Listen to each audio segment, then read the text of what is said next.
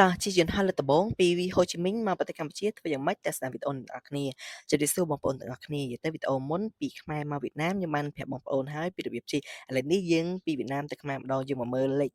យន្តហោះរបស់យើងថាយើងត្រូវទៅទូលេខម៉ានយើងមកដល់ប៉លេតនឹងហើយយើងមើលអា slide ផ្ទាំងទូរទស្សន៍ហ្នឹងទៅគេប្រាប់ទៅថាយើងទៅ counter លេខម៉ានអក្សរអីចឹងណាខ្ញុំចូលអក្សរ D ចឹងគេប្រាប់ទៅពី C សំទោសពី C1 ដល់ C ប្រហែលគឺ business class ពីអីចឹងទៅ economic អីចឹងទៅគឺកៅអីធម្មតាចឹងទៅអញ្ចឹងទៅតាមប្រភេទសំបុត្ររបស់យើងអញ្ចឹងបើយើងសំបុត្រធម្មតាចូលធម្មតា business ចូល business ទៅនៅពេលដែលយើង check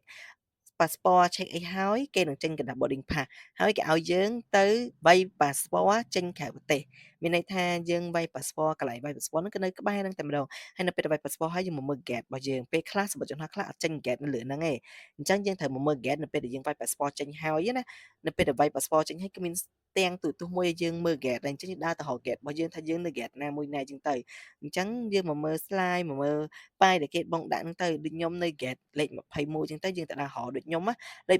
21លេខ20សុំទោសខ្ញុំលេខ22គឺនៅគ្រាន់ជាន់ក្រោមអញ្ចឹងយើងត្រូវចុះចរាយន្តចុះទៅក្រោមទៀតតម្រាំទៅរកលេខ22ឃើញអញ្ចឹងខ្ញុំ recommend បងប្អូនទាំងអស់គ្នាទៅឲ្យបានមុន1ម៉ោងឬ2អូសុំទោសទៅមុន2ម៉ោងឬ3ម៉ោងព្រោះយន្តហោះនេះធំណាស់ហើយពិបាករក gate ណាបងប្អូនទាំងអស់គ្នាអរគុណជម្រាបលាបងប្អូនទាំងអស់គ្នាជួបគ្នានៅវីដេអូក្រោយបន្តទៀត